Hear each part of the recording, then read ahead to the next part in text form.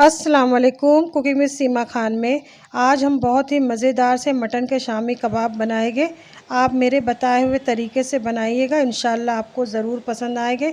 ये कबाब फ्राई करते वक्त ना टूटेंगे ना बिखरेंगे, ऊपर से क्रिस्प और अंदर से सॉफ्ट बनके तैयार होते हैं। रेसिपी स्टार्ट करने से पहले मेरी रिक्वेस्ट है, जो नए व्यूवर्स आए मेरे चैनल को सब्सक्राइब कर ले, घंटी का बटन प्रेस कर दे ताकि आने वाली हर आसान सी रेसिपी की जानकारी आपको पहले मिले। चलो रेसिपी बनाना स्टार्ट करते हैं। बिस्मिल्लाहिर्रहमानिर्रहीम। सबसे पहले हम एक मसाला तैयार करेंगे, जिसके लिए हमने 8 सूखी लाल मिर्च ले ली है। ये तेज़ वाली मिर्च है, तेज़ आप अपने टेस्ट के हिसाब से रखिएगा।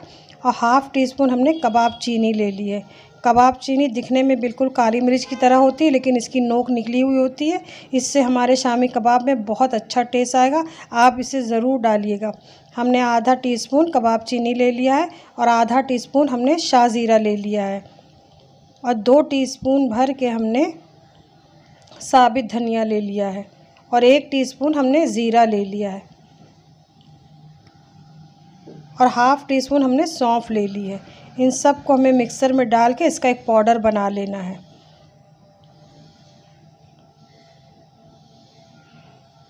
अब आधा किलो हमने मटन का कीमा ले लिया है, इसे अच्छी तरीके से धो के छान लिया है। अब इसमें हमने आधा कप के करीब चने की दाल को 2 घंटे के लिए भिगा दिया था। इसे छान के अच्छी तरीके से धो के डाल दिया।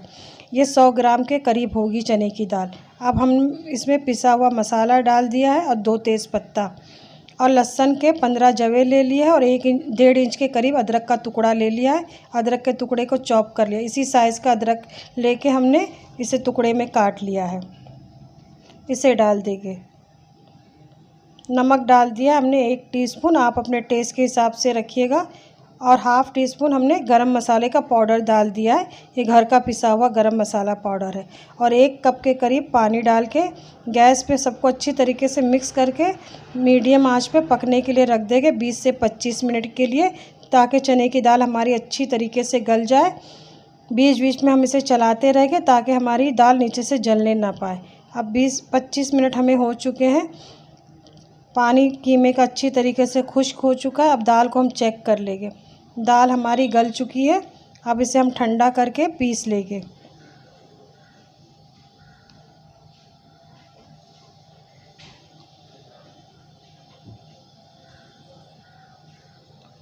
अब हमने इसे पीस लिया है। अब इसमें हमने एक बड़े साइज़ की प्याज को चॉप करके डाल दिया है। इसमें हमने थोड़ा सा कटा हुआ हरा धनिया डाल दिया है, थोड़ा सा कटा हुआ पुदीना डाल दिया है। आप चाहे तो इसमें 2 से 3 बारीक हरी मिर्च कटी हुई भी डाल सकते हैं, अगर आपको ज़्यादा तेज़ पसंद है। अब इसमें 1 अंडा डाल के इसे हम अच्छी तरीके से मिक्स कर लेंगे। हरी मिर्च बारीक काट के डालने से भी कबाब में बहुत अच्छा फ्लेवर आता है। अगर आपको तेज़ ज़्यादा पसंद है तो आप इसे ज़रूर डालिएगा। अब इसे हमें अच्छी तरीके से मिक्स करके 10 से 15 मिनट के लिए आप फ्रिज में इसे रख दें, ताकि कीमा थोड़ा सा सेट हो जाए। अब 15 मिनट हो चुके हैं, हमने कीमे को फ्रिज में से निकाल लिया है। हमें फ्रीज़र में नहीं रखना है। अब सबको अच्छी तरीके से मिक्स करके हमने टिकिया बना ली है। अभी हम थोड़े से कबाब को फ्राई करेंगे, बाकी को आप इसी तरीके से बना के फ्रिज में रख सकते हैं और जब दिल चाहे तब निकाल के इसे फ्राई करके खा सकते हैं। ये 4 से 5 दिन तक अच्छी तरीके से फ्रिज में रहते हैं, ख़राब नहीं होते। अब हमने एक तावे पे मस्टर्ड ऑयल डाल दिया। ऑयल जब अच्छी तरीके से गर्म हो गया है तो इसमें हम कबाब के एक-एक टिकिया को डालते जाएंगे। अगर आप मस्टर्ड ऑयल नहीं खाते हैं तो जो घर में कुकिंग ऑयल इस्तेमाल करते हैं आप इसमें उसको फ्राई कर सकते हैं, लेकिन मस्टर्ड ऑयल में बहुत अच्छा फ्लेवर आता है। आप इसे ज़रूर ट्राई कीजिएगा। अब एक मीडियम आंच पे हमें इसे कलर आने तक फ्राई करना है।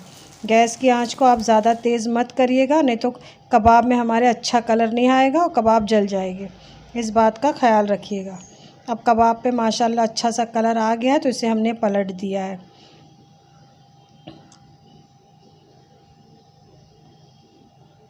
बहुत कम तेल का इस्तेमाल करना है हमें फ्राई करने के लिए, ज़्यादा तेल का इस्तेमाल मत करिएगा। हमने 3 टेबल स्पून के करीब ऑयल लिया है। ऑयल जब अच्छी तरीके से गर्म हो जाए तभी कबाब को डालिएगा। अब इसे हमने एक प्लेट पे निकाल लेना है और प्याज के लच्छे और नींबू के साथ इसे गर्मा गर्म सर्व करें। ये बहुत ही मज़े के बन के तैयार हुए थे। आप इसे ज़रूर ट्राई कीजिएगा और मेरी रेसिपी अगर आपको अच्छी लगी हो तो प्लीज़ लाइक का बटन दबा दें और मुझे कमेंट में लिखा करें कि मेरी रेसिपी आपको कैसी लगी। माशाल्लाह बहुत ही मज़े के बन के तैयार हुए हैं।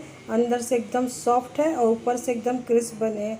आप इसे ज़रूर ट्राई कीजिएगा और प्लीज़ मेरी रेसिपी को लाइक और शेयर किया करें और दुआओं में याद रखिएगा। अल्लाह हाफिज़।